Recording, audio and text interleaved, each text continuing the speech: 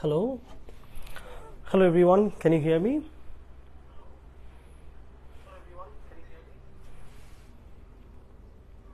Please let me know whether you can hear me or not. Oh. After a long vacation, I'm with you all the students in PowerPlay.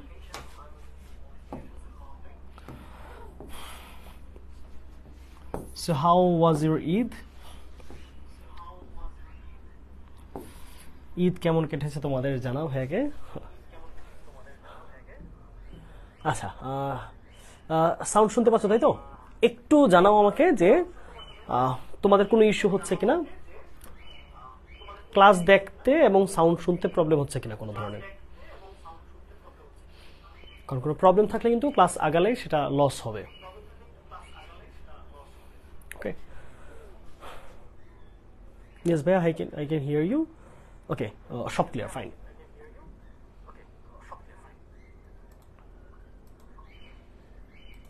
Okay.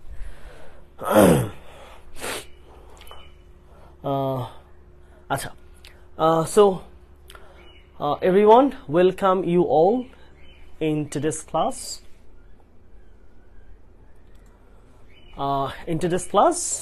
So, this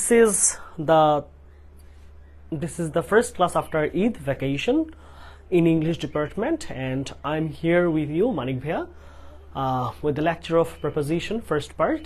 In this part, I will talk about what preposition is and how and why it is important in our literature, in our writing part, and overall English.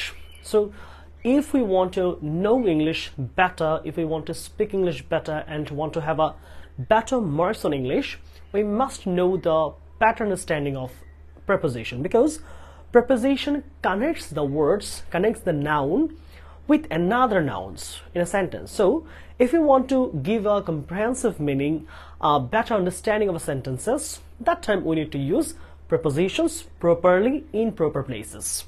So that's why we need to have a better understanding on preposition. So I would like to request you all to join the class and invite your friends in the comment box, so that all the students can join the class at a time. Okay.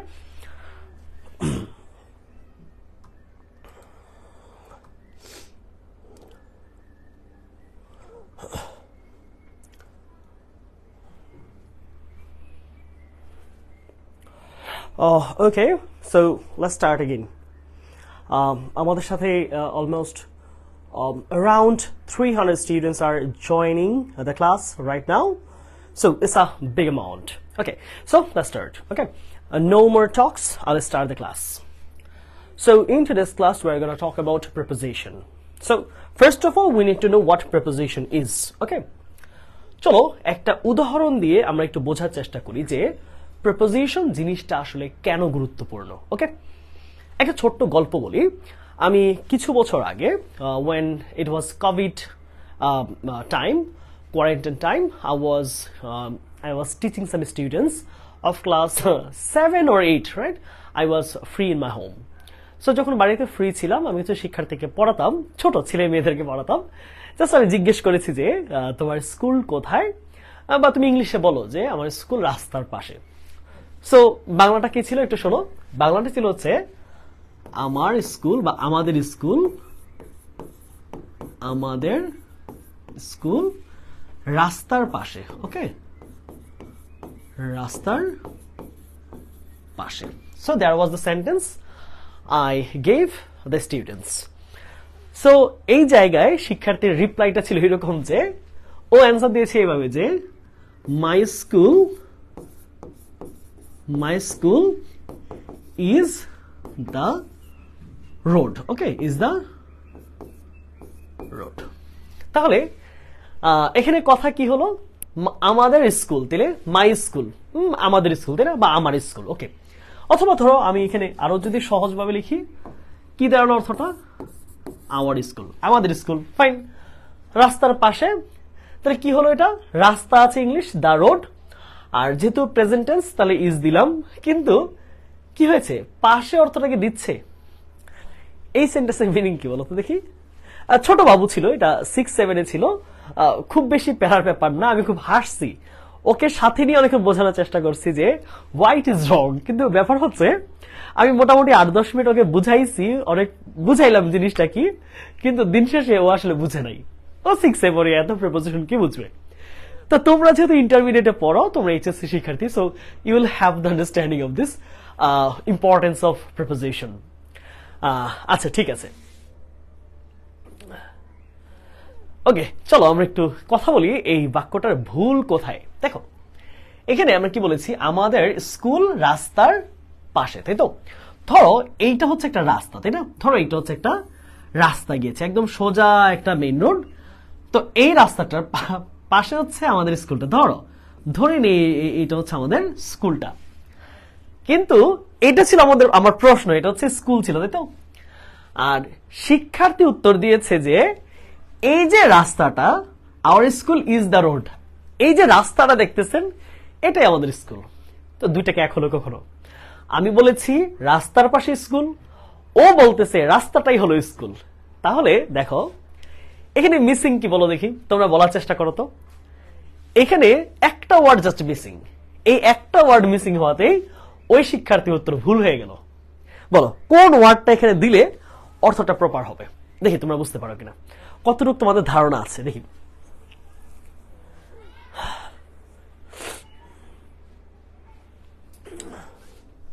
আচ্ছা আমি আলামিন হাওলাদার, তোমাকে আমি একটু block করে দিচ্ছি, ঠিক আছে? আলামিন হাওলাদারকে আমি গ্রুপ থেকে ব্লক করে দিলাম।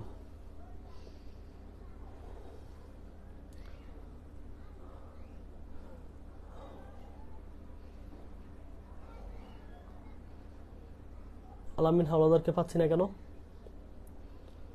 ওর উপরে চলে গেল। আমি সিরিয়াসলি ওকে গ্রুপ থেকে ব্লক করে দিব।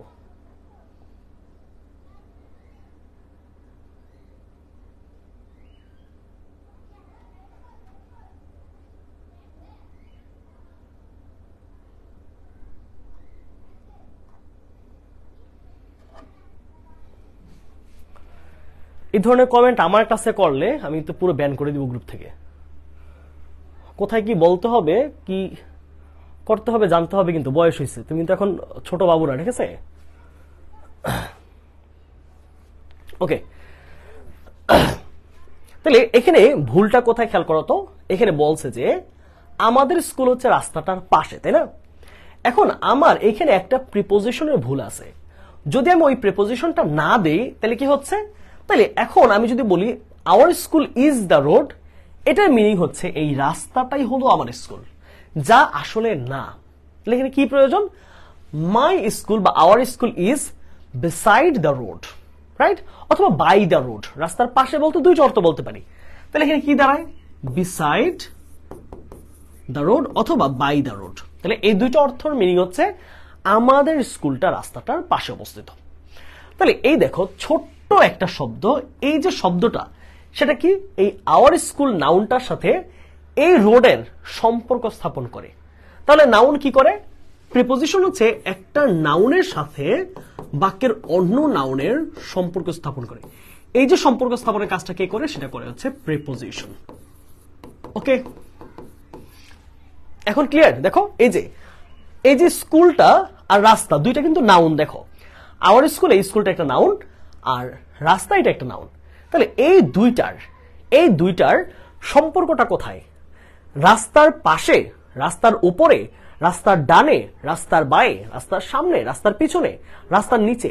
এই যে একটা নাউনের সাথে আরেকটা নাউন কোন পজিশনে আছে, এইটার সম্পর্ক স্থাপন করে যে শব্দগুলো, যে ওয়ার্ডগুলো, সেগুলো হচ্ছে প্রিপোজিশন। তাহলে প্রিপোজিশন কি বলতে পারি, প্রিপোজিশনে এমন কিছু শব্দ যারা বাক্যের একটা নাউনের সাথে অন্যান্য নাউনের সম্পর্ক স্থাপন করে। ওকে, প্রিপোজিশন কনসেপ্ট ক্লিয়ার?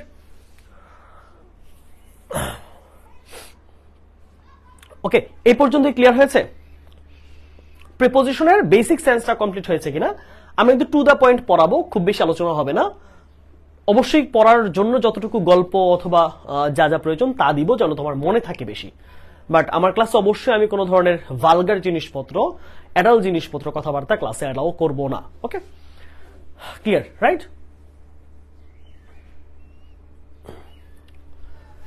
এটুকু ক্লিয়ার সবার? ওকে, চলো আমরা পরের আসো আমরা একটু কনসেপ্টগুলো ধরি। প্রিপোজিশন আসবে তোমাদের কোয়েশ্চেন নাম্বার 1 এ। মোট হচ্ছে 10টা গ্যাপ থাকবে। মোট 10টা গ্যাপের প্রতিটাতে 0.5 মার্ক করে, টোটাল 5 মার্ক, 5 মার্কের জন্য তোমরা প্রিপোজিশন পরীক্ষায় অংশগ্রহণ করবা। ওকে, আচ্ছা একটু আমরা প্রিপোজিশনের একটা সংজ্ঞা দেখি চলো। অক্সফোর্ড লার্নার্স ডিকশনারি, যেটা অক্সফোর্ড ইউনিভার্সিটি থেকে পরিচালিত হয়। অক্সফোর্ড ইউনিভার্সিটি অর্থাৎ ইংরেজি নিয়ে গবেষণা, ইংরেজি নতুন শব্দ তৈরি, ইংরেজির বিভিন্ন গ্রামাটিক্যাল জিনিসের, সকল ধরনের জিনিসের যে সংজ্ঞা, ব্যাখ্যা, প্রকারভেদ তৈরি করে যে সেন্টার, তার মধ্যে একটা হচ্ছে অক্সফোর্ড ইউনিভার্সিটি আর একটা হচ্ছে ক্যামব্রিজ ইউনিভার্সিটি। তাহলে অক্সফোর্ড ইউনিভার্সিটি কি বলছে খেয়াল করো। Preposition is a word or group of words. বুঝো, প্রিপোজিশন একটা শব্দ হইতে পারে, আবার প্রিপোজিশন কিন্তু কয়েকটা শব্দ মিলেও হইতে পারে। যেমন ধরো আমি যদি বলি অন একটা ওয়ার্ড, ইন একটা ওয়ার্ড, আপ একটা ওয়ার্ড, টুয়ার্ড একটা ওয়ার্ড, টু একটা ওয়ার্ড। কিন্তু আমি যদি বলি ইন ফ্রন্ট অফ, তিনটা ওয়ার্ড। আবার যদি বলি ধরো হচ্ছে বিকজ অফ, দুইটা ওয়ার্ড। তাহলে এরকম একটা শব্দ প্রিপোজিশন হতে পারে, আবার কয়েকটা শব্দ মিলেও প্রিপোজিশন হতে পারে। ঠিক আছে? such as in, from, to, out of and on behalf of used before a noun or pronoun। বোঝার চেষ্টা করো, যারা একটা নাউন অথবা একটা প্রোনাউনের পূর্বে বসে to show place, position, time or method. ওই নাউন বা প্রোনাউনটা কোন জায়গায় আছে, কোন সময়ে ঘটতেছে, কোন পদ্ধতিতে ঘটতেছে, এই ধরনের প্লেস, পজিশন, টাইম অর মেথডকে বোঝায়। তার মানে একটা সহজ সিদ্ধান্ত, সেটা হচ্ছে কি, প্রিপোজিশন বসে কার পূর্বে, এটা একটু নোট করে ফেলো। প্রিপোজিশন বসে কার পূর্বে? বিশেষত নাউনের পূর্বে। তবে ক্ষেত্র বিশেষে কখনো কখনো সেটা প্রোনাউনের পূর্বেও বসতে পারে। একটু নোট করে ফেলো, প্রিপোজিশন কার পূর্বে বসে? প্রিপোজিশন বসে সাধারণত নাউনের পূর্বে, তবে ক্ষেত্র বিশেষে সেটা প্রোনাউনের পূর্বে বসতে পারে। কারণ প্রোনাউন আসলে নাউনেরই একটি ভিন্ন রূপ। প্রোনাউন কি? প্রোনাউন হচ্ছে নাউনের একটা ভিন্ন রূপ। জাস্ট আমি বললাম, ধরো আমি বললাম হচ্ছে কামাল, এখন পুরো বাক্যে কামাল না বলে আমি হি লিখতে পারি। আবার আমি সব জায়গায় ধরো হচ্ছে ধরো আমি জেরিন কারোটা নাম নিলাম, তাহলে জেরিন বারবার না বলে আমি সেখানে সি লিখতে পারি। তাহলে এই ধরনের নাউন অথবা প্রোনাউনের পূর্বে কে বসে? প্রিপোজিশন। সংজ্ঞা কি মুখস্থ করা লাগবে? এইচএসসি পরীক্ষার সংজ্ঞা আসে না, এটা বোঝার জন্য সংজ্ঞা মুখস্থ করা লাগবে না। ওকে, তারপর আসি চলো আমরা একটু, এখানে কিছু কমনলি ইউজড প্রিপোজিশন আছে যেগুলো তোমাদের এইচএসসি তে আসে, এখান থেকে প্রশ্নগুলো আসে। যেমন কি above, across, against, along, among, around, at, before, behind, below, beneath, beside, between, by, down, from, in, into, এরকম কিছু প্রিপোজিশন আছে। ওকে, এবার আমরা আসি এইচএসসি পরীক্ষায় আমাদের আসলে প্রিপোজিশন কয় ধরনের আসে। তোমাদের মোট 10টা গ্যাপের মধ্যে 2টা পার্টে প্রশ্নগুলো আসে। 10টার মধ্যে কিছু কিছু থাকবে নিয়ম ভিত্তিক, অর্থাৎ কখন অন হয়, কখন ইন হয়, কখন আপ হয়, কখন বিনিথ হয়। এই ধরনের বাক্যের ব্যবহারের উপর নির্ভর করে নিয়ম ভিত্তিক কিছু প্রিপোজিশন থাকবে 10টার মধ্যে। আর কিছু থাকবে অ্যাপ্রোপ্রিয়েট, যেগুলো শব্দের সাথে নির্দিষ্ট, অর্থাৎ অ্যাবাইট, বাই, স্টিক, টু, এরকম অনেক প্রিপোজিশন আছে যেগুলো হচ্ছে তোমাকে মুখস্থ করতে হবে। তাহলে এই পার্টটাকে গুরুত্ব দিতে হবে মুখস্থের ক্ষেত্রে, আর এই পার্টে মুখস্থ করতে হবে, এই পার্টে হচ্ছে তোমাকে বোঝার উপর গুরুত্ব দিতে হবে। তাহলে কনসেপ্ট বোঝার জন্য রুলস আর অ্যাপ্রোপ্রিয়েট পার্টগুলো তোমাকে মুখস্থ রাখতে হবে। ঠিক আছে, এইটুকু এই 2 অংশে প্রশ্ন আসে। তবে মোটামুটি দেখা যায় যে আনুপাতিক হারে 60% কোয়েশ্চেন আসে রুলস থেকে, আর 40% কোয়েশ্চেন আসে হচ্ছে তোমাদের অ্যাপ্রোপ্রিয়েট প্রশ্নগুলো থেকে, অর্থাৎ যেগুলো তোমাকে মুখস্থ রাখতে হবে। মুখস্থ রাখা ছাড়া কোনো ধরনের উপায় তোমার কাছে নাই। কেউ যদি মনে করে আমি শুধু রুলস পড়বো, তাহলে তুমি কিন্তু 10টা থেকে আনুমানিক 6 থেকে 7টা অ্যান্সার করতে পারবা, বাকি 3 থেকে 4টা তুমি অ্যান্সার করতে পারবা না, ভুল হবে। ঠিক আছে, তাহলে আমরা 2 পার্টে শিখবো। এই পার্টটা যেহেতু মুখস্থ, এটা তোমাকে একদম মুখস্থ করতে হবে, তাই এইটাতে আমি ধরছি না, আমি রুলস গুলো আলোচনা করব। আর এই অ্যাপ্রোপ্রিয়েটের জন্য তোমার প্রয়োজনীয় যতগুলো অ্যাপ্রোপ্রিয়েট তোমার পরীক্ষায় আসতে পারে এগুলোর একটা আলাদা শীট আমি তোমাদেরকে প্রোভাইড করে দেব, ঠিক আছে? তাহলে এই পার্টটা মুখস্থ করতে পারবে না ভাইয়া, যে তোমাদেরকে বিগত বছরে এসেছে এবং আসেনি কিন্তু প্রয়োজনীয়, এটার একটা কমপ্লিট একটা অ্যাপ্রোপ্রিয়েট প্রিপোজিশনের একটা চার্ট আমি বাংলা অর্থ সহ তোমাদেরকে দিয়ে দিব, ঠিক আছে? এইটা তোমাদেরকে মুখস্থ করতে হবে, ঠিক আছে? ক্লিয়ার?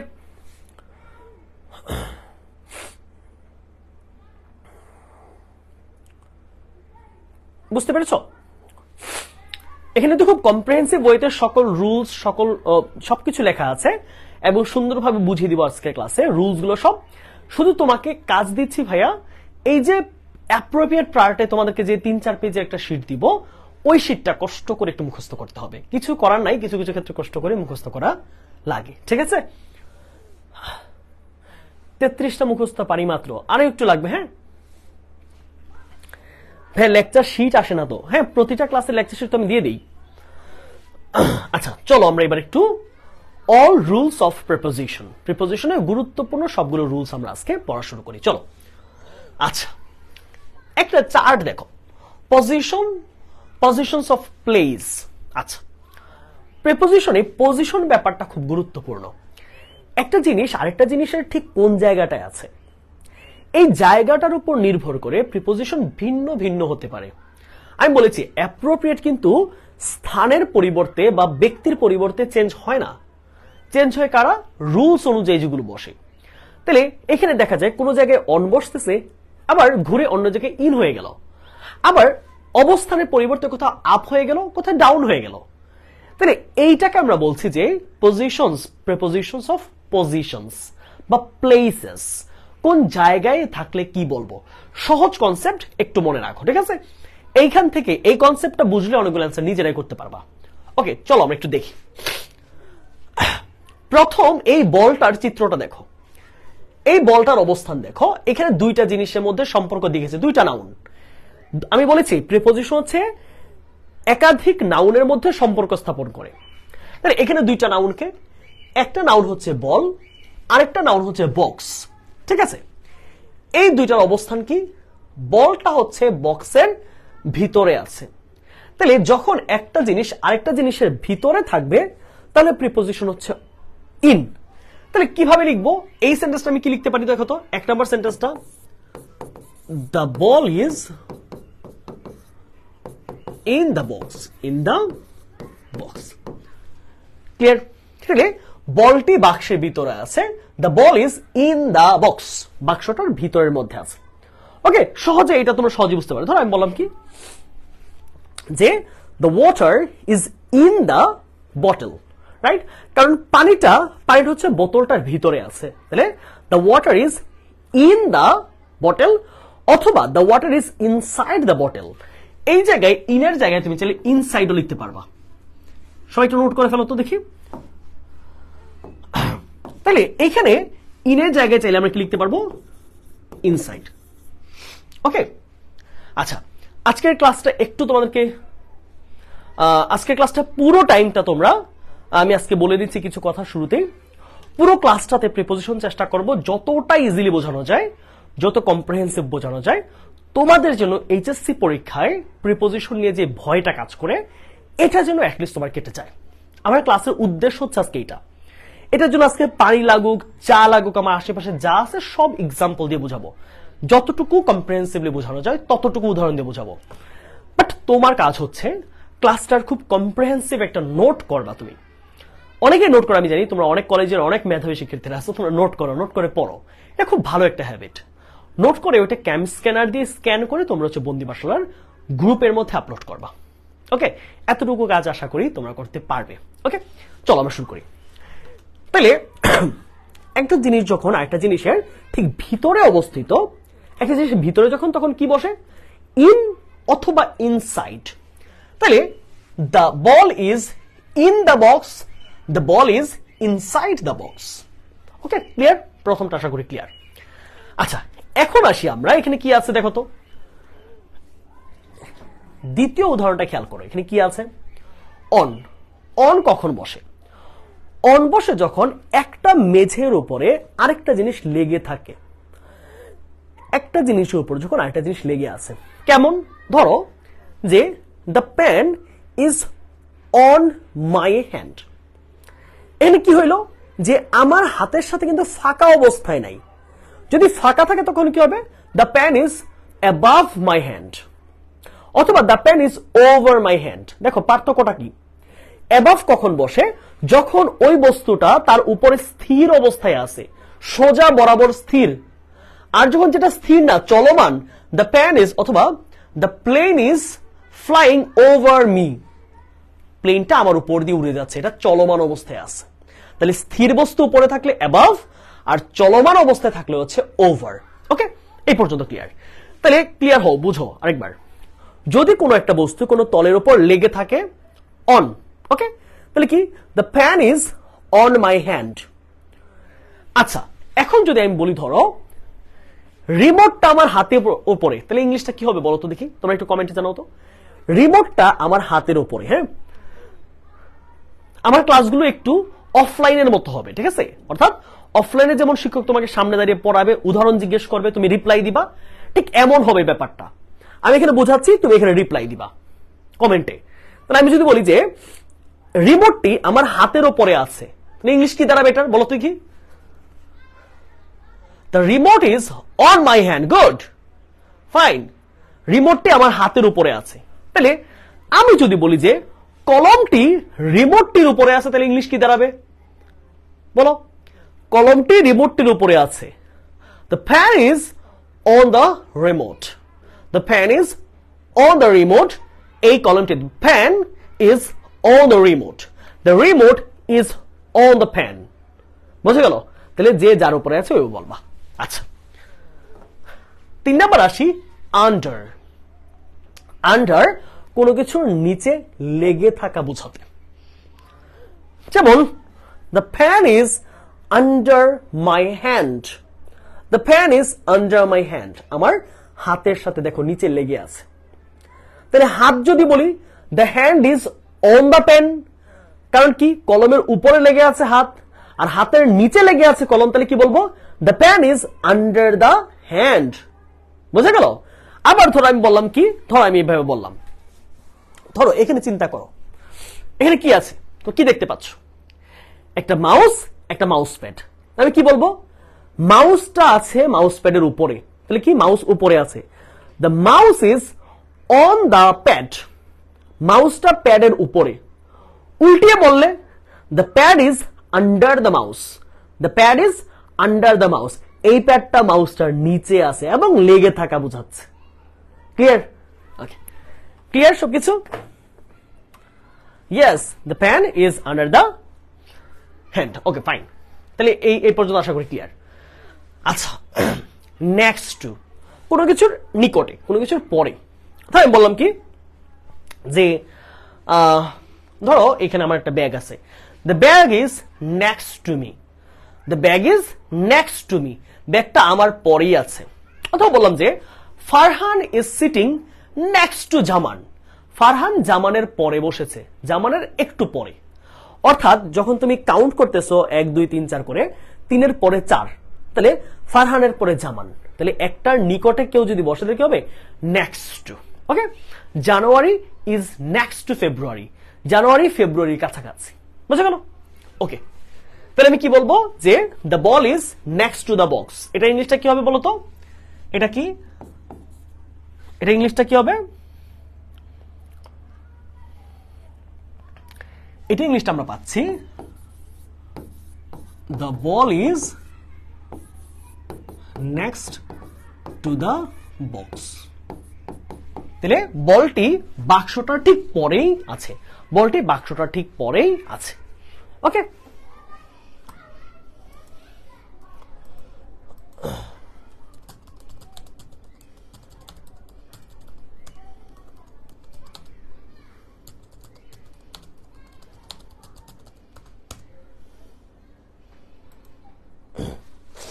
ওকে, ফাইন, এটুকু ক্লিয়ার আশা করি। আচ্ছা, আসো এখন বাহাইন্ড। আমরা এটা উচ্চারণ বিহাইন্ড করতে পারি, বাহাইন্ড করতে পারি, বোথ আর রাইট। আচ্ছা, বিহাইন্ড কখন? যখন একটা জিনিসের পিছনে একটা জিনিস। ধরো আমি বললাম যে আমি ক্যামেরার পিছনে আছি, তাহলে কি বলবো? I am standing behind the camera. আমি ক্যামেরার পেছনে দাঁড়িয়ে আছি। আর সামনে হলে কি হবে? I am standing in front of the TV, smart board. আমি স্মার্ট বোর্ডের সামনে দাঁড়িয়ে আছি, I am standing in front of the smart board অথবা বিফোর দ্য স্মার্ট বোর্ড। আর পিছনে দাঁড়িয়ে আছি, I am standing before the camera, before the mobile phone, before the tripod. Okay, তাহলে খেয়াল করো, ইন ফ্রন্ট অফ, অথবা এখানে আরেকটা ইউজ করতে পারবো, সেটা হচ্ছে, সেটা কি? সেটা হচ্ছে বিফোর। ওকে, তাহলে পিছনে হলে বিহাইন্ড, সামনে হলে ইন ফ্রন্ট অফ অথবা বিফোর, আর দুটোর মধ্যখানে হলে হচ্ছে বিটুইন। ওকে, দুটোর মধ্যে হলে কি? বিটুইন। যেমন বলতে পারি কি যে, ধরো আমি বললাম কি, ধরো এখানে একটা, এখানে হচ্ছে একটা ও, এখানে হচ্ছে একটা এ, এখানে হচ্ছে একটা রস্বই। তাহলে আমি কি বলতে পারি? There is an English letter between two Bangla letters. There is an English letter between two Bangla letters. দুইটা বাংলা বর্ণের মাঝখানে একটা ইংরেজি বর্ণ রয়েছে। তাহলে দুটো জিনিসের মাঝখানে যদি বোঝায় তাহলে কি? বিটুইন। আর দুটোর বেশি জিনিসের যদি বোঝায় তাহলে হচ্ছে অ্যামাং। ওকে, ক্লিয়ার? এ পর্যন্ত ক্লিয়ার সবার?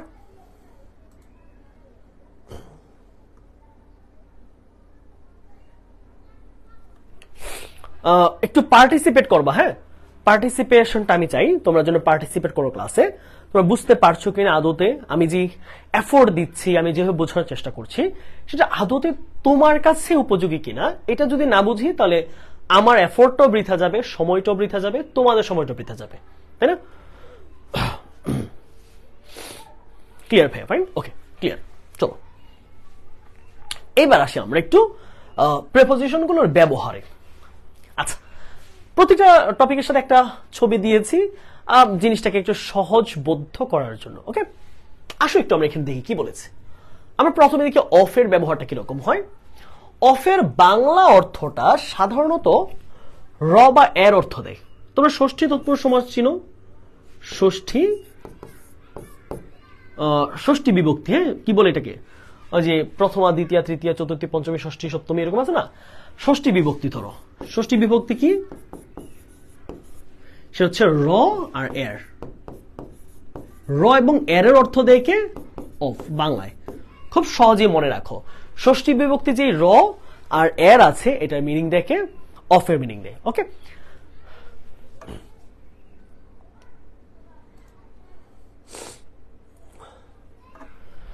আচ্ছা চলো। একজন বলছে ভাই ঘুমে পড়ে যাচ্ছি। ঘুমে পড়ে গেলে ঘুমাও, তোমাকে ঘুমের জন্য কি আটকে রাখছে কেউ? হ্যাঁ, এটা কি বলার জিনিস এখানে? কে ঘুমে পড়ে যাচ্ছ, খুব গরম, এগুলা কি বলার জিনিস ভাই বলো তো?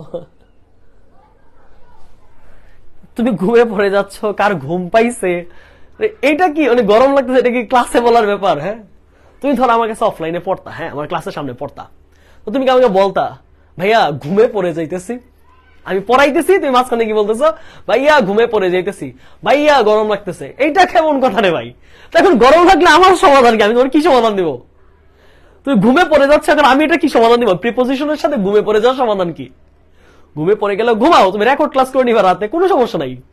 গরম লাগলে এখন তুমি গোসল করতে যাও, তুমি পুকুরে ডুবাও, তুমি নদীতে গিয়ে গোসল করো, তুমি এসে রেকর্ড ক্লাস করবা, তুমি রাতের 2টা থেকে শুরু করে ঠান্ডা থাকে পরিবেশ, তখন ক্লাস করবা, কোনো সমস্যা নেই। এইটা কমেন্টে বলার কারণ কি? আমি এটা কোনো উদ্দেশ্য বুঝে পাই না। কার গরম লাগতেছে, কার শীত লাগতেছে, কে কাঁথার নিচে আছে, কে কাঁথার উপরে আছে, what's the purpose of saying it in the class? তোমার কি বুদ্ধি হবে না? বুদ্ধি হইতে হবে, বড় হচ্ছে বুদ্ধি হইতে হবে, কোথায় কি বলতে হবে, কোথায় আটকাইতে হবে। আসি অফের ব্যবহার।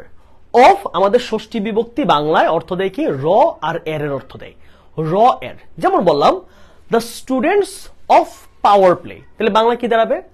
পাওয়ার প্লের শিক্ষার্থীরা। The students of this college, এই কলেজের শিক্ষার্থীরা। দ্য পিপল অফ বাংলাদেশ, বাংলাদেশের শিক্ষার্থীরা বা বাংলাদেশের মানুষেরা।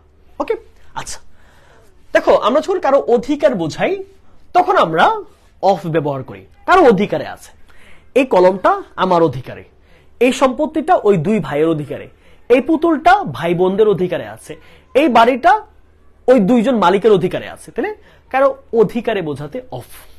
যেমন দেখো, this doll is of two siblings, এই পুতুলটা দুই ভাই বোনের। Okay, the property is of two owners, এই সম্পত্তিটা দুজন মালিকের। ওকে, তাহলে সম্পত্তির মালিক কোন একটা জিনিসের মালিকানা বোঝাতে অফ বসে। তাহলে the pen is of me, এই কলমটা আমার। This class is of the students of power play, এই ক্লাসটা পাওয়ার প্লে শিক্ষার্থীদের। ওকে, আচ্ছা তারপর একটু আসি আমরা বয়স অথবা গুণ বুঝাতে।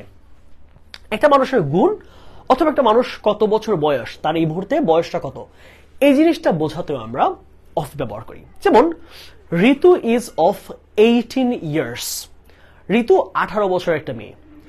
Fahim is of hard work, Fahim কঠোর পরিশ্রমের একটা ছেলে। আমরা বললাম যে ধরো এখানে একজন স্টুডেন্টের নাম নেই, ধরো তাসলিমা বিল্লা। হ্যাঁ, তাসলিমা ইজ অফ 17, তাসলিমা 17 বছরের একজন মেয়ে। তাহলে কারো বয়স অথবা কোন একটা কোয়ালিটি বোঝাতে আমরা অফের ব্যবহার করি। তাহলে কি পাচ্ছি, he is a guy of energy, সে একটা শক্তিশালী ছেলে। He is a man of 80, তিনি একজন 80 বছরের বৃদ্ধ। তাহলে কি পাচ্ছি আমরা, প্রথমটা গেল অধিকার বোঝাতে, দ্বিতীয়টা হচ্ছে কারো বয়স অথবা কোনো একটা গুণ বোঝাতে আমরা ব্যবহার করি হচ্ছে অফের ব্যবহার। তাহলে আমি যদি বলি ধরো যে ফারজানা 18 বছরের মেয়ে,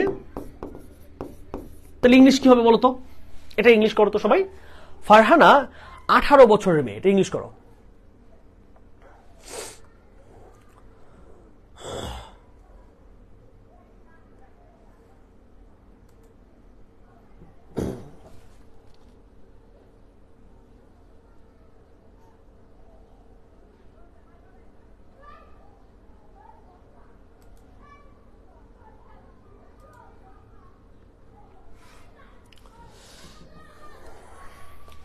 right, Farzana is a girl of 18, তাহলে কি পাচ্ছি আমরা, ফারজানা ইজ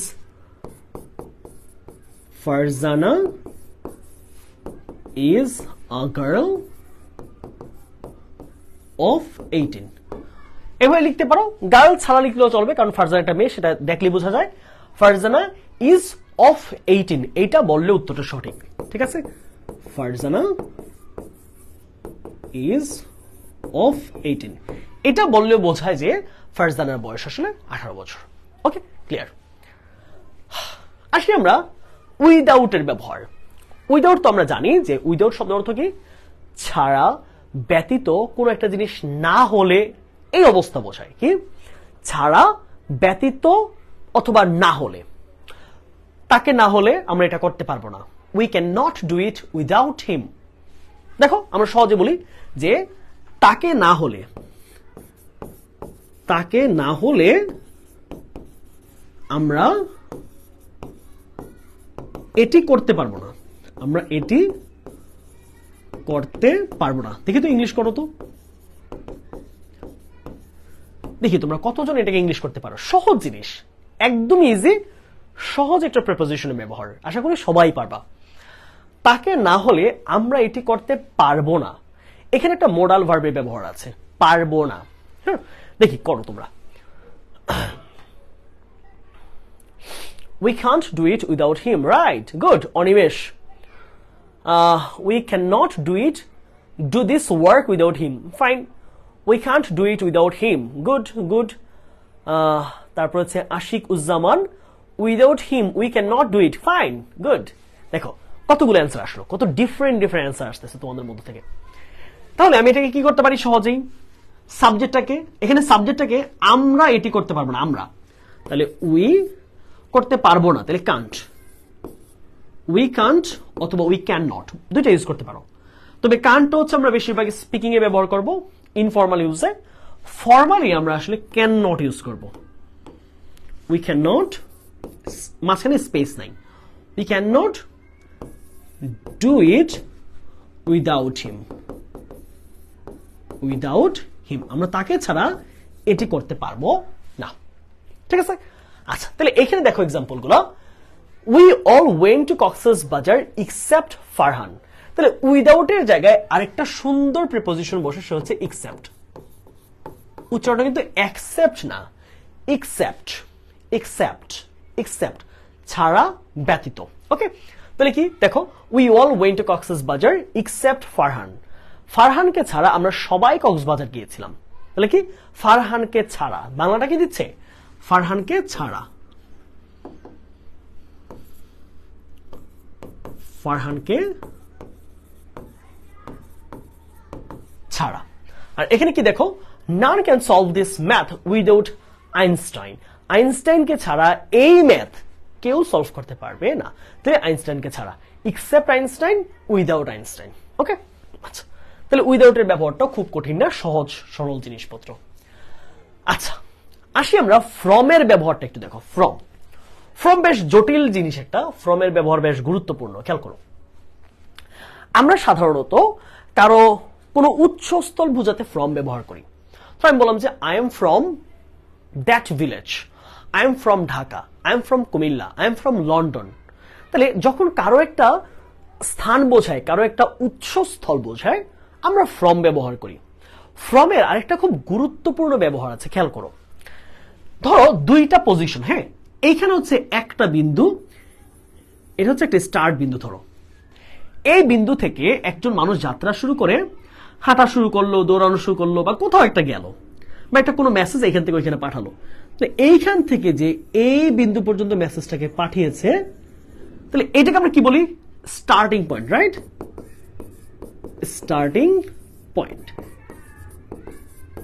আর এটাকে আমরা কি বলি, ফিনিশিং লাইন বা ending point, ending point. Okay, আচ্ছা তাহলে কোন একটা জিনিস যখন উল্লেখ থাকবে যে এটা এখান থেকে শুরু হয়ে এখানে গিয়েছে, এই লোকটা এখান থেকে ওইখানে গিয়েছে, এই মেসেজটা এই জায়গা থেকে এই জায়গায় পৌঁছেছে, তাহলে স্টার্টিং পয়েন্টের জন্য আমাদের প্রিপোজিশন হচ্ছে ফ্রম, আর এন্ডিং পয়েন্টের জন্য আমাদের প্রিপোজিশন হচ্ছে two.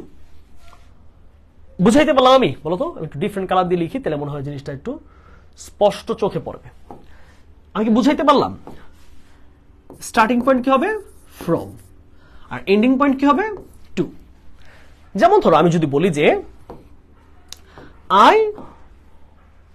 I went to London from new York. কোথায় গিয়েছি, এন্ডিং পয়েন্টটা কি, লন্ডন গিয়েছি। I went to London from new York, new York থেকে লন্ডনে গিয়েছি। আমরা বলতে পারি যে send the message from your phone to your father's phone. মেসেজটা তোমার ফোন থেকে তোমার বাবার ফোনে পাঠাও। তাহলে যেখান থেকে পাঠাচ্ছি your phone, send the message from your phone, তোমার মোবাইল থেকে, টু ইয়োর ফাদার্স ফোন, তোমার বাবার ফোনে, টু। তাহলে কি দাঁড়াচ্ছে সেন্টেন্সটা দেখো তো। আমি এখানে সহজে যদি লিখি যে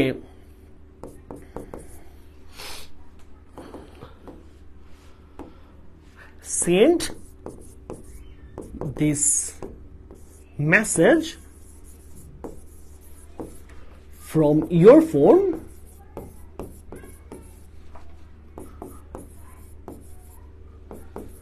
to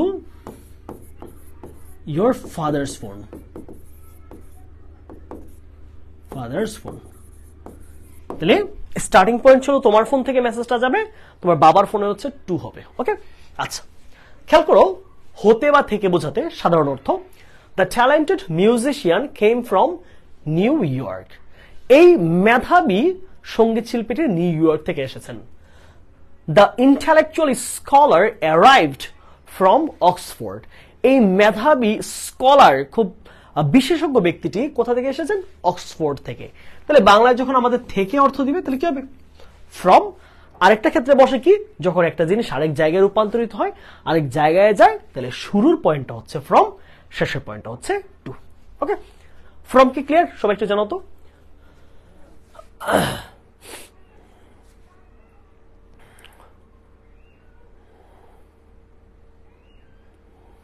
I am from Japan, আমি জাপান থেকে এসেছি, রাইট? গুড। তাহলে আমি যদি সহজে বলি যে আমার বাড়ি কুমিল্লা, তাহলে কি বলবো? I am from Comilla. তুমি বলতে হবে না যে মাই হোম ইজ কুমিল্লা, এটা কিন্তু কেউ বলে না। আমি কুমিল্লা থেকে এসেছি, আই এম ফ্রম কুমিল্লা। সে ঢাকা থেকে এসেছে, হি ইজ ফ্রম কুমিল্লা। আমার বাবা বগুড়া থেকে এসেছে, my father is from Bogura. বা আমার বাবার বাড়ি Bogura, my father is from Bogura. তাহলে কারো একটা উৎসস্থল, কারো একটা জন্মস্থান বোঝাতে আমরা কি ব্যবহার করি? ফ্রম ইউজ করি। Okay, got it? I am from Korea. Okay, আচ্ছা, চলো আমরা ফ্রম আশা করি ক্লিয়ার। তারপর আসি টু এর ব্যবহার। টুও কিন্তু ফ্রমের সাথে একটা ভালো সম্পর্ক আছে, হ্যাঁ? আচ্ছা, একটু খেয়াল করো, কোনো নির্দিষ্ট দিকে বোঝাতে টু এর ব্যবহার কয়েকটা আছে, আরেকটা একটু নোট করো। কারো প্রতি বোঝাতে, কারো প্রতি, কারো প্রতি বোঝাতে, কারো প্রতি বোঝাতেও কি বসে? টু বসে। আচ্ছা, এখানে কি বলেছে এটা খেয়াল করো তো, যে হি ইজ গোয়িং টু কলেজ। আচ্ছা, আমরা যখন একটা নির্দিষ্ট জায়গায় যাই, হ্যাঁ, ধরো একটা মানুষ রওনা দিয়েছে, সে একটা পেশেন্ট নিয়ে হসপিটাল যাচ্ছে, নির্দিষ্ট প্লেস, তার প্লেসটা কোথায় যাচ্ছে? হসপিটাল। তাহলে এই যে নির্দিষ্ট একটা প্লেসে সে যাচ্ছে, এই নির্দিষ্ট প্লেসের জন্য কি বসবে? টু বসবে।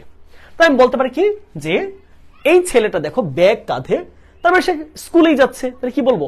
The boy is going to school, the boy is going to college, the boy is going two university. যেটাই হোক না কেন, তার নির্দিষ্ট একটা স্থান আছে। বোঝার চেষ্টা করো। একটা মজার ব্যাপার আছে এখানে, একটা জিনিস ক্লিয়ার করে দিব, দাঁড়াও।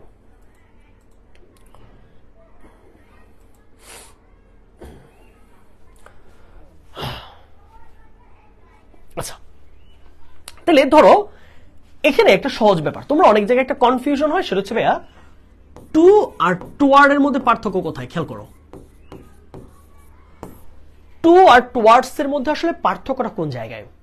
দেখো, টু বোঝায় হচ্ছে একটা নির্দিষ্ট জায়গা, আর টুয়ার্ড হচ্ছে দিক বোঝায়, শুধু কোনো জায়গাকে বোঝায় না। সহজ এক্সাম্পল আমি বলি, ধরো তোমার বাবা সকালবেলা তিনি মাছ কিনতে বাজারে যাচ্ছেন।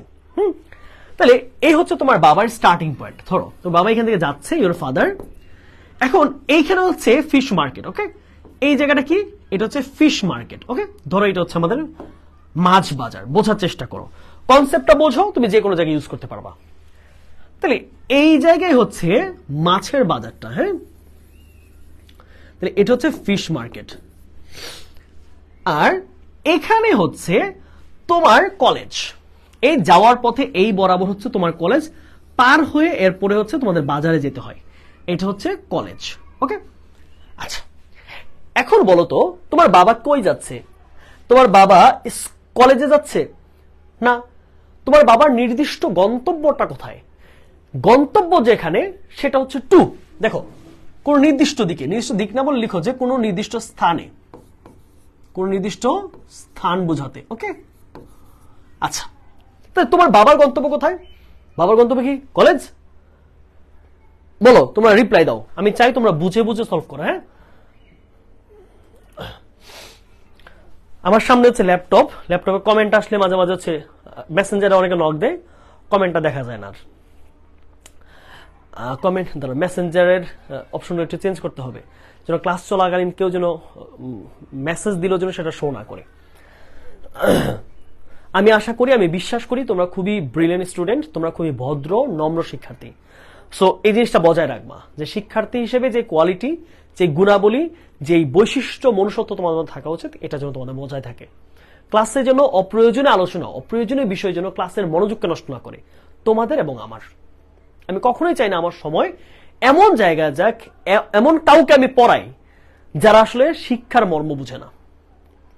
আমার প্রতিটা ক্লাসে আমি এটা উদ্দেশ্যই থাকে যে পড়াবো এমন কাউকে যারা মানুষের মতো মানুষ হবে।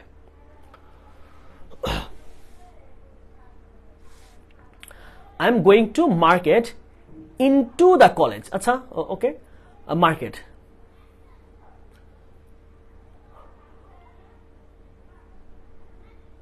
আচ্ছা, তাহলে এখন খেয়াল করো, এই যে বাবা তিনি যাচ্ছেন কোথায়, তার গন্তব্য কোথায়? Fish market. তাহলে বাবা যাচ্ছে মার্কেটে, তাই তো? দেখো, তিনি কিন্তু এই রাস্তা হয়ে এদিক দিয়ে তিনি কই যাবেন? মার্কেটে যাবেন।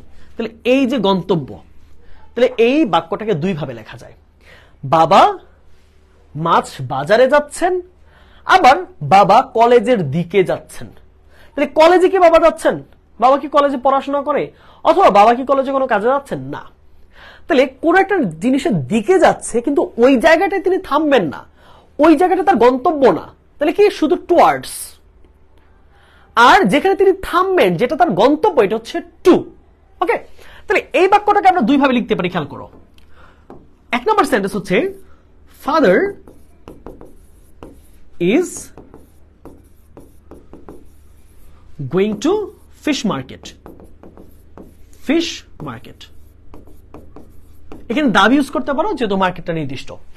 তাহলে বাবার গন্তব্য fish market, father is going to the fish market অথবা ফিশ মার্কেট। আর আরেকটা বাক্য লিখতে পারি, এক্ষেত্রে কলেজের বাক্যটা কিরকম হবে? বাবা কলেজে যাচ্ছেন না, কলেজের দিকটা দিয়ে যাচ্ছেন, কারণ কলেজ বাজারটার যে রাস্তায়, ওই রাস্তার সামনে পড়তেছে কলেজটা। তাহলে কি বলবো? Father is going towards the college. Clear? আশা করছি কনসেপ্টগুলো এখন ক্লিয়ার হয়েছে। হ্যাঁ, দেখো, he is going to college, সে কলেজে যাচ্ছে, কলেজের দিকে না।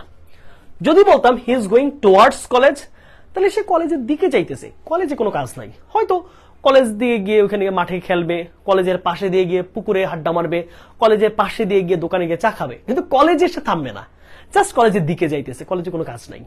ওকে, তাহলে শুধু যদি দিক বোঝায় টুয়ার্ডস, শুধু দিক টুয়ার্ডস, কিন্তু গন্তব্য বোঝালে to. I am going to Dhaka, আমি ঢাকায় যাচ্ছি। I am going towards the pond, আমি পুকুরের দিকে যাচ্ছি। পুকুরে যাবে এমনটা না, পুকুরে সোজা যাচ্ছি, পুকুরে একটু আগে আমার আন্টির বাড়ি, আন্টির বাড়িতে চলে যাবো। বুঝা গেল? এখন ক্লিয়ার সবার?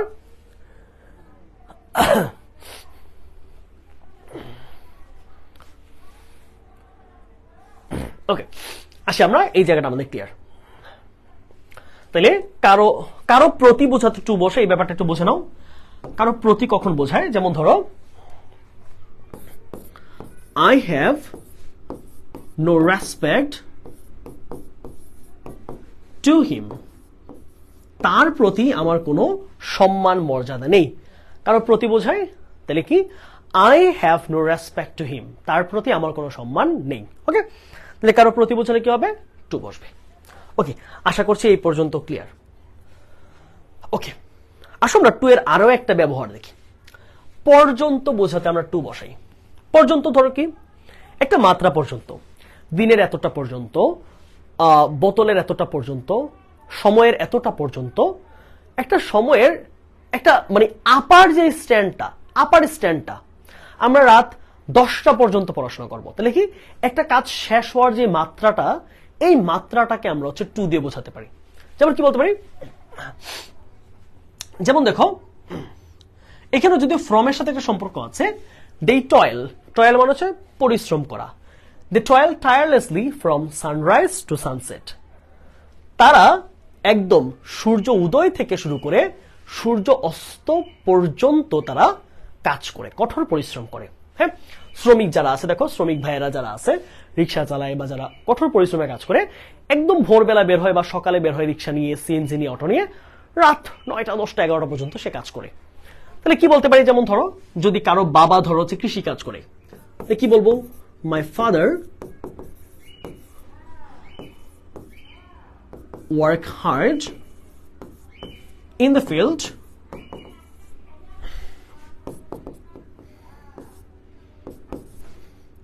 from morning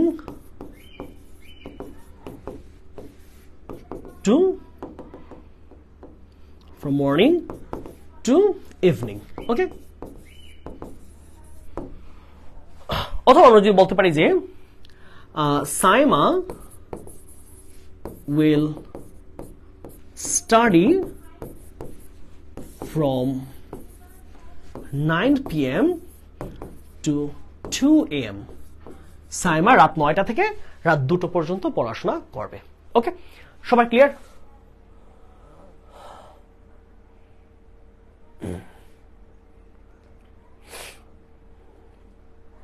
ওকে, আশা করছি এই পর্যন্ত তোমাদের ক্লিয়ার। ওকে, আসো আমরা তার পরের একটা অংশ দেখি। আরেকটা টু এর আরেকটা ব্যবহার আছে, এটা অলরেডি আমি পড়িয়েছি। হ্যাঁ, কারো প্রতি যখন বোঝায়, কাউকে বা কারো প্রতি বোঝাতে টু বসে। The father will send this money to his daughter. বাবা এই টাকাটা, বাবা কি করছেন দেখো, ওই যে বেস্ট ফাদার, ওকে, বেস্ট ড্যাড এভার। বাবা সন্তানদের কিন্তু, মেয়ে সন্তানকে কিন্তু খুব পছন্দ করে বাবারা। আচ্ছা, কি বলেছে খেয়াল করো, the father will send this money to his daughter. বাবা তার মেয়েকে এই টাকাগুলো পাঠাবেন। তাহলে কারো প্রতি, কাউকে পাঠাবেন, কারো প্রতি বা কাউকে বোঝাতে টু। আচ্ছা, অথবা আমি যদি বলি, ধরো একটা সহজ বাংলা বলি, এই কলমটি আমাকে, তাহলে কাউকে মানে কি আমাকে। অথবা এই কলমটি ফাহিমকে দাও, ফাহিমকে দাও। তাহলে এটা ইংলিশ কি দাঁড়াবে, এই কলমটি ফাহিমকে দাও, তাহলে কাউকে দেওয়া। তাহলে এটার ইংলিশ কি দাঁড়াচ্ছে দেখো, যে give this pen to Fahim. এই কলমটি ফাহিমকে দাও, give this pen to Fahim. অথবা এই ঘড়িটি বাবাকে দাও, অথবা আমি এই ঘড়িটি বাবাকে দিব। ইংলিশ করো সবাই এটার, আমি এই ঘড়িটি বাবাকে দিব, আমি এই ঘড়িটি বাবাকে দিব। আসলে তোমরা অনেকেই যে টিউশন করে কষ্ট করে টাকা জমিয়ে বাবাকে একটা শার্ট উপহার দাও, ঈদের মধ্যে বাবাকে একটা লুঙ্গি দাও, বাবাকে একটা ঘড়ি উপহার দাও, ওই রকম কারো একটা স্বপ্নকে আমি তুলে ধরলাম, আমি এই ঘড়িটি বাবাকে দিব। এটা ইংলিশ করো দেখি।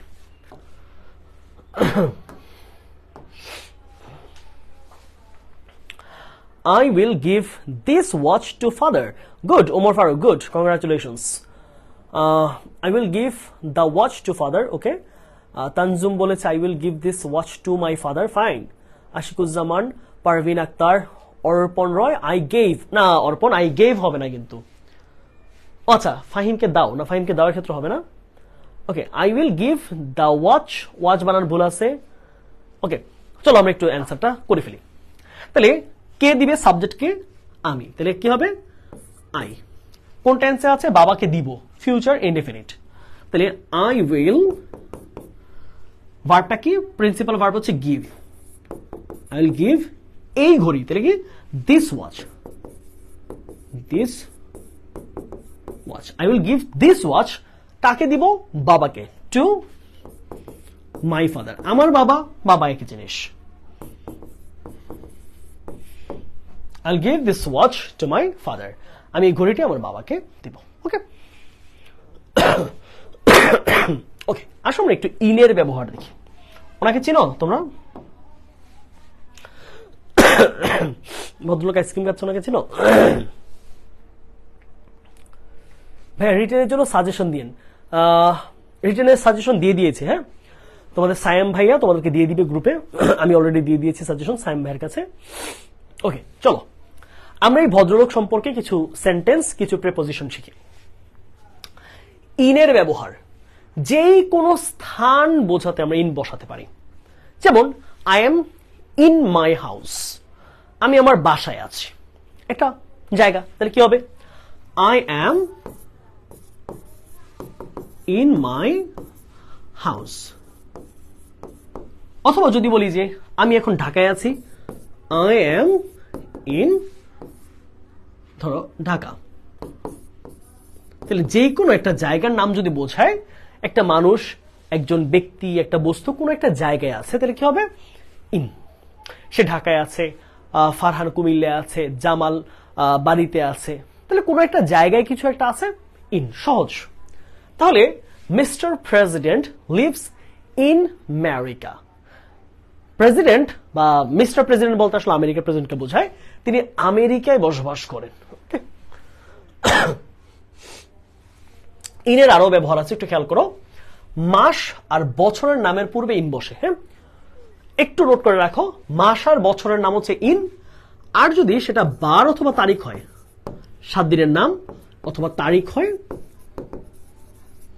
সেক্ষেত্রে বসবে হচ্ছে অন্য। একটু বোঝার চেষ্টা করে কি বললাম, বার আর তারিখ শনি রবি সোম মঙ্গল বুধ বৃহস্পতি শুক্র, রাইট? তাহলে Saturday Sunday Monday Wednesday Tuesday Wednesday Thursday Friday, 7টা বারের নাম যদি থাকে তাহলে কি হবে? ইন না হয় অন হবে।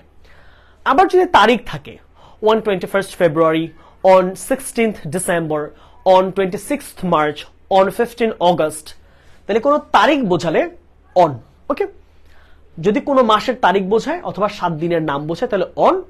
আর সেটা যদি কোনো একটা মাস শুধু in January, in February, in March, in December অথবা কোনো সাল বোঝায় ইন 1971, ইন 2004, তাহলে কি হবে? সেখানে হচ্ছে আমাদের ইন হবে। খেয়াল করো যে বাংলাদেশ অ্যাচিভড হার ইন্ডিপেন্ডেন্স, খেয়াল রাখতে হবে বাংলাদেশের প্রোনাউন কিন্তু হারও হতে পারে ইটও হতে পারে। মাতৃভূমি বা মায়ের ভূমি যেটাকে আমরা বলি, বাংলা আমাদের মাতৃভূমি, সেই জন্য এর প্রোনাউন হচ্ছে her. Bangladesh achieved her independence in 1971, Bangladesh 1971 সালে স্বাধীনতা অর্জন করেছিল। যদি আমি বলি বাংলাদেশ 1971 সালের 26শে মার্চ স্বাধীনতা অর্জন করেছিল, তাহলে কি হবে একটু বলো দেখি। এবার দেখি একটু বাংলাটা তোমরা করো, হ্যাঁ? এটার একটু ইংলিশ করো। বাংলাদেশ 1971 সালের 26শে মার্চ স্বাধীনতা অর্জন করেছিল। স্বাধীনতা অর্জন করেছিল, তাহলে এটার ইংলিশ কি হবে একটু বলো দেখি।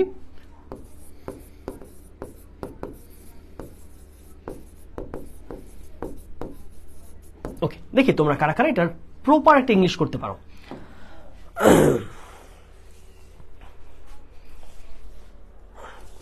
Bangladesh achieved independence in 1971 on 16 December. Good, fine fine fine.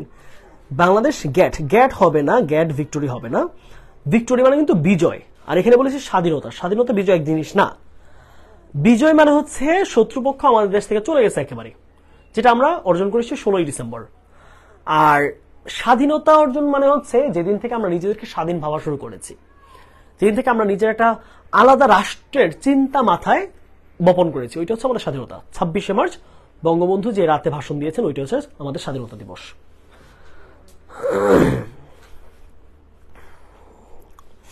Bangladesh achieved her independence on 26 March in 1971. Good, fine. Shera, good. Bangladesh achieved her independence on 26 March in 1971. মার্চের এমটা বড় হাতে লিখবা, মাসের নাম বা বারের নাম বড় হাতের হবে। গুড, এই তো তোমরা কত চমৎকার অ্যান্সার করতেছো। তাহলে দেখো আগেরটার মতোই বাংলাদেশ তাহলে অর্জন করেছে ইংলিশ কি পাস্টে achieved her independence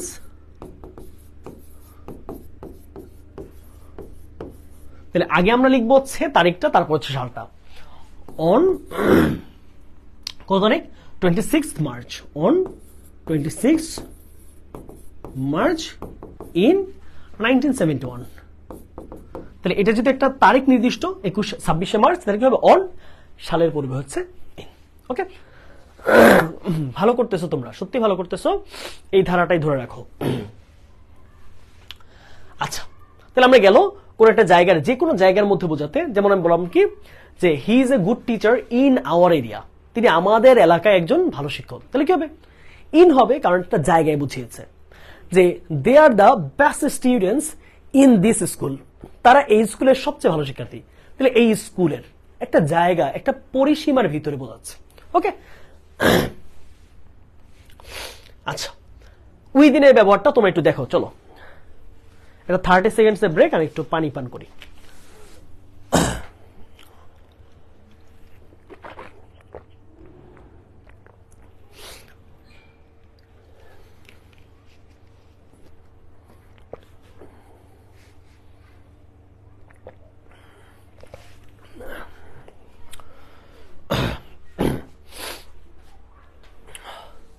thirty seconds.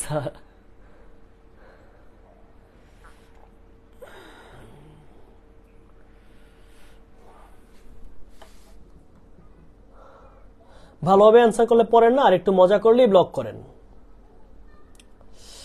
আলামিন দেখি কি অ্যান্সার করছো, তোমার অ্যান্সারগুলো আলামিন। আজকে ফার্স্ট ইন্ডিপেন্ডেন্ট আর ভিক্টোরিয়ার ডিফারেন্স বুঝলাম। ওকে, থ্যাংক ইউ আলামিন, গুড।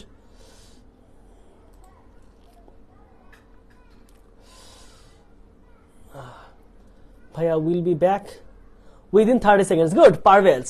আচ্ছা ফাইন, চমৎকার এক্সাম্পল যে আমি বলেছি আমি 30 সেকেন্ডের মধ্যে ফিরবো, তাহলে এটা ইংলিশ কি? কোন একটা নির্দিষ্ট সময়ের মধ্যে কাজ হবে, নির্দিষ্ট সীমা, 2 দিনের মধ্যে, 30 সেকেন্ডের মধ্যে, 10 ঘন্টার মধ্যে। তাহলে আলামিন অনেক কথা বলতেছে, আলামিনের রিপ্লাই করে যাও। আমি বললাম যে আমি 10 দিনের মধ্যে অ্যাসাইনমেন্টটা সাবমিট করব, এটা ইংলিশ কি বলো? কোন একটা নির্দিষ্ট সময়ের মধ্যে একটা কাজ হবে বোঝাতে, সময়ের বাইরে যাবে না, সময়টার মধ্যে একটা কাজ হবে। তাহলে কি হবে যে আমরা 10 দিনের মধ্যে অ্যাসাইনমেন্ট সাবমিট করব। অ্যাসাইনমেন্ট না, এটা চেঞ্জ করে দিতে, ধরো বাকিটা এরকম দিলাম। হ্যাঁ, আমরা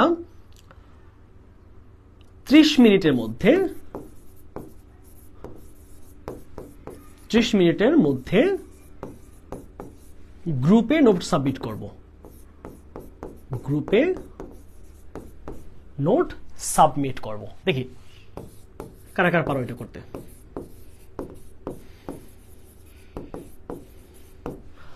আমরা 30 মিনিটের মধ্যে গ্রুপে নোট সাবমিট করব, এটা ইংলিশ কি হবে একটু জানাও তো দেখি, পারো কিনা। আমরা বলেছি, হ্যাঁ এখানে কিন্তু আই আসবে না, আমরা মিন্স এখানে plural form. We will submit the notes in the group within 30 second. Good fine, চমৎকার।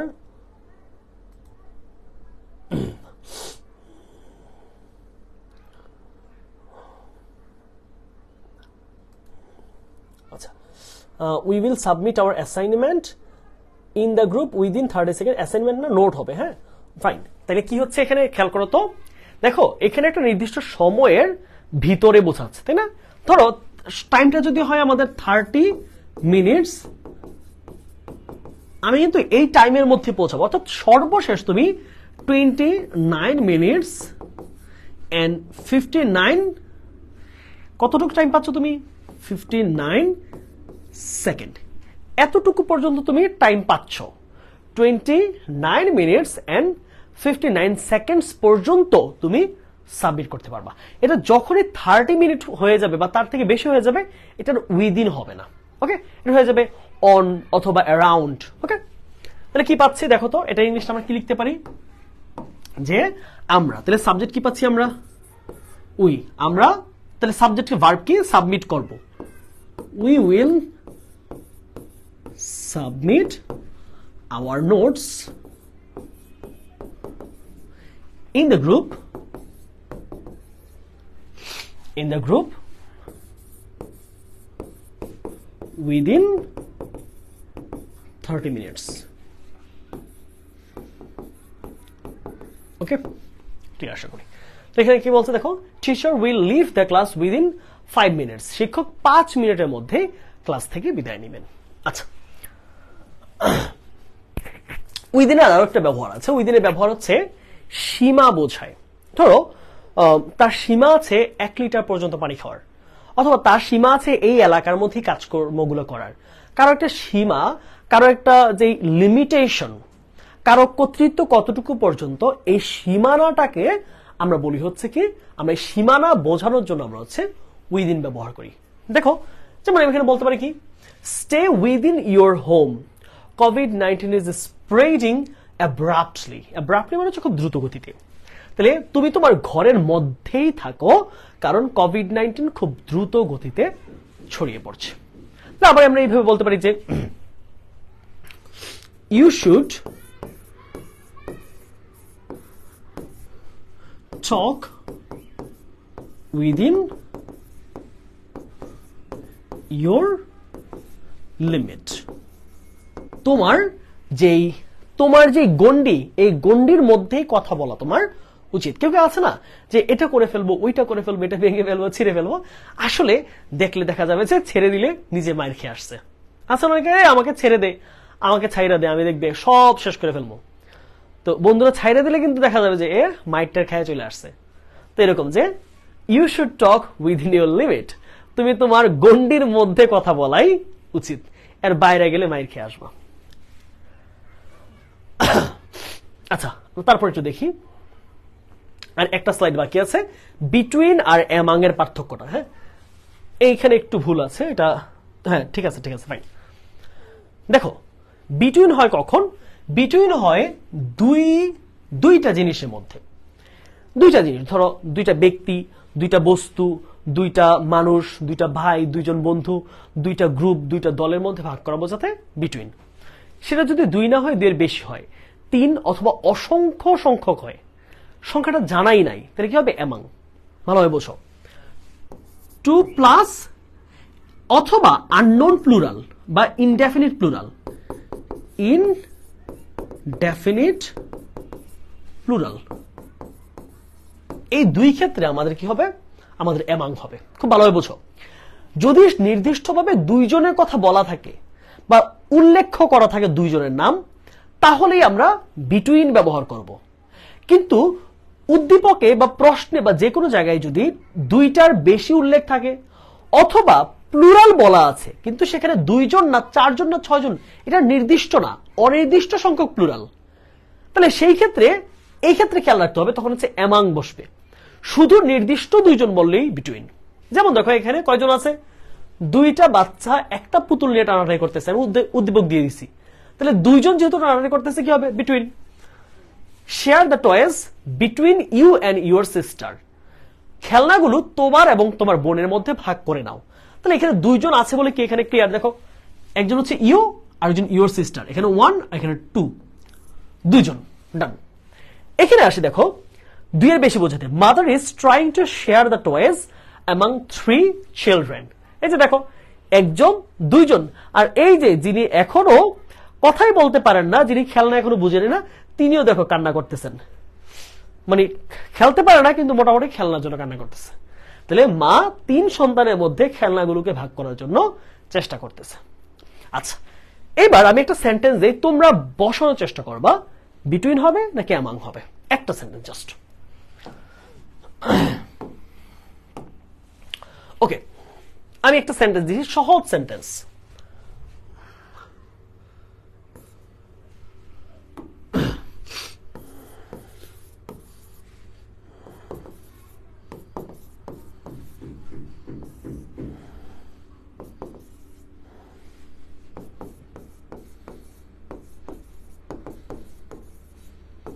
বল এখানে কি হবে? এইখানে অ্যান্সার কি হবে?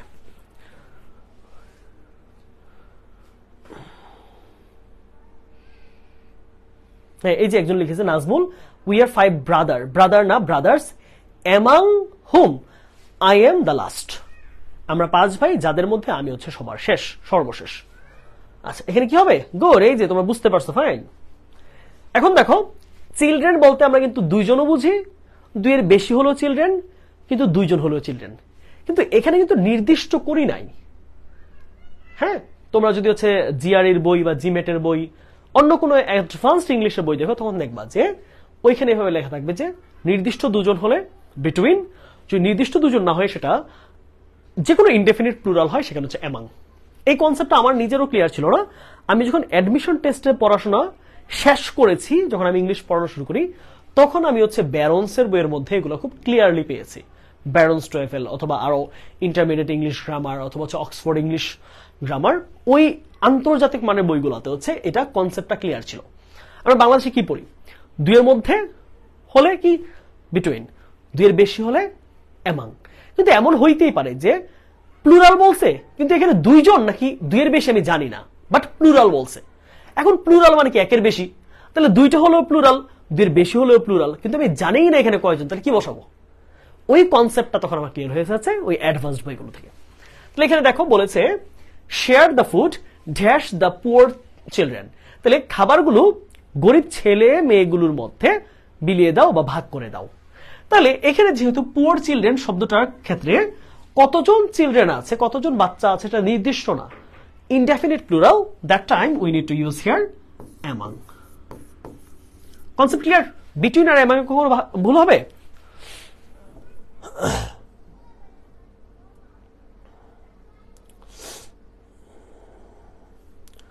ক্লাস তো আটকাচ্ছে না আমার এখানে।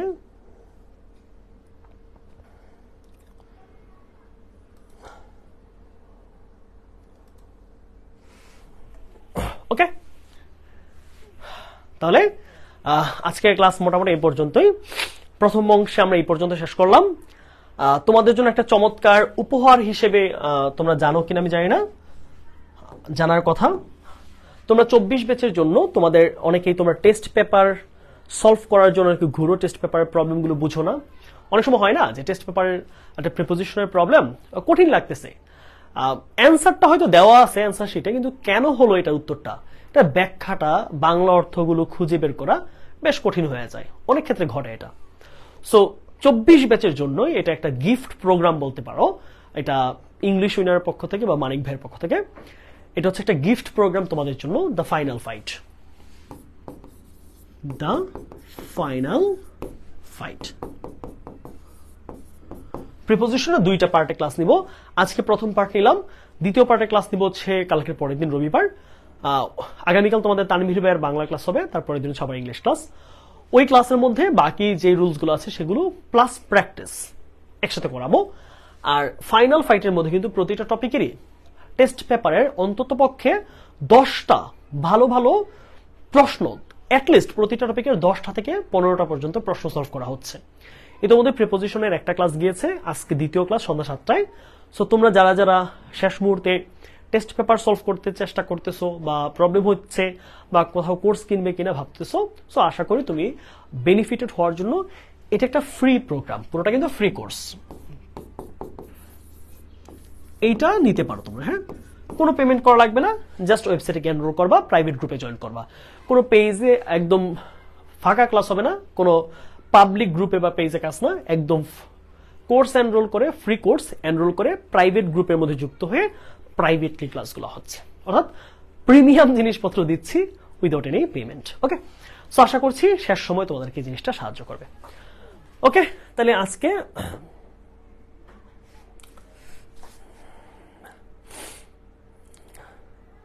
is the class gonna finish? Yes, the class is already finished. এটি কোথায় পাবো ভাইয়া? ওয়েবসাইটে পাবা, ওয়েবসাইটে পেয়ে যাবো তোমরা। কিভাবে এনরোল করবো ভাইয়া? এটার লিঙ্কটা আমি তাহলে পাওয়ার প্লে গ্রুপে দিয়ে দিব। হ্যাঁ, ফাইনাল ফাইট লিখে যদি তোমরা ওয়েবসাইটে সার্চ করো বন্দি পাঠশালার, ওয়েবসাইটে পেয়ে যাবা, একদম সহজ, এটা দেওয়ার কিছুই নাই। জাস্ট ওয়েবসাইটে গিয়ে লিখবা অথবা গুগলে গিয়ে, ক্রোমে গিয়ে যদি সার্চ করো দ্য ফাইনাল ফাইট, ওইখানে তুমি বন্দি পাঠশালা লিঙ্ক পেয়ে যাবা, কোথাও ঢুকতে হবে না। দ্য ফাইনাল ফাইট লিখবা অথবা বন্দিপাঠশালা.com ঢুকে দ্য ফাইনাল ফাইট সার্চ করবা, পেয়ে যাবা। সহজে এনরোল করবা, এনরোল করে ওখানে 1-2টা প্রশ্ন থাকবে, রেজিস্ট্রেশন নাম্বার, তোমার ফোন নাম্বার, এগুলো দিয়ে জয়েন রিকোয়েস্ট পাঠালে আমাদের মডারেটর তোমাকে অ্যাড করে নিবে। ঠিক আছে? ওকে, আশা করছি এটা তোমাদের জন্য কাজে আসবে। সো আজকে এই পর্যন্তই। ক্লাসটা কেমন লেগেছে জানাতে পারো। হ্যাঁ, জাস্ট 30 সেকেন্ডস, খুব অল্প সময়ে কনসাইজ ক্লাস করাচ্ছি, যেহেতু তোমাদের হাতে এখন সময় খুব বেশি নাই। খুব দীর্ঘ 3 ঘন্টা 2.5 ঘন্টা ক্লাস আমি নিজেও করাই না, নিজে পছন্দ করি না। আমি চাই কম সময়ের মধ্যে গুরুত্বপূর্ণ জিনিসগুলো পড়াই দিতে, যেন তোমরা কম সময়ের মধ্যে এগুলো রিভিশন দিতে যেন তোমাদের কোনো ভয় না লাগে। যদি ক্লাসের ডিউরেশন দেখো 5 ঘন্টা, তাহলে তোমার ক্লাস করতে ভয় লাগবে। সো এই জন্য আমি মোটামুটি ক্লাসকে একটু ছোট ছোটই করাই। হ্যাঁ, 1.5 ঘন্টা মোটামুটি ক্লাস শেষ করে দিই। তো প্রিপোজিশনের প্রথম পার্টের কনসেপ্ট গেল, কনসেপ্টের কিছুটা পার্ট বাকি আছে, সেটা দ্বিতীয় লেকচারে প্লাস প্র্যাকটিস। বিভিন্ন বোর্ড কোয়েশ্চেন, বিভিন্ন গুরুত্বপূর্ণ কোয়েশ্চেন, এগুলো আলোচনা আসবে হচ্ছে পরের ক্লাস রবিবারে। আর এর মধ্যে রবিবারের মধ্যে তোমরা অ্যাপ্রোপ্রিয়েট প্রিপোজিশনের যেই চার্টটা সেটা পেয়ে যাবা। ওকে, আর একটা কাজ করবা, আজকে ক্লাসে যারা যারা নোট করেছো তোমরা বন্দি পাঠশালা গ্রুপের মধ্যে তোমার নাম, তোমার কলেজের নাম লিখে পোস্ট করবা। কোনো পুরস্কার নাই, এটার জন্য কোনো পুরস্কার দিব না, এটা তোমার কাজ, নোট করা তোমার কাজ, এটার জন্য কোনো পুরস্কার দেওয়ার প্রশ্নই আসে না। ওকে, সবাই ভালো থাকো, সুস্থ থাকো, এবং তোমাদের সকলের জন্য অনেক অনেক অনেক অনেক শুভকামনা। তোমরা ভালোভাবে প্রস্তুতি নাও এবং তোমাদের যে সুন্দর ফলাফল যেটার জন্য চেষ্টা করে যাচ্ছ এবং তোমাদের বাবা মা যেটার জন্য তোমাদের থেকে প্রত্যাশা করছে সেটা যেন তোমরা পূরণ করে তাদের মনকে গর্বে ভরে তুলতে পারো। ওকে, আজকে এই পর্যন্তই, দেখা হচ্ছে পরের ক্লাসে রবিবার। আসসালামু আলাইকুম।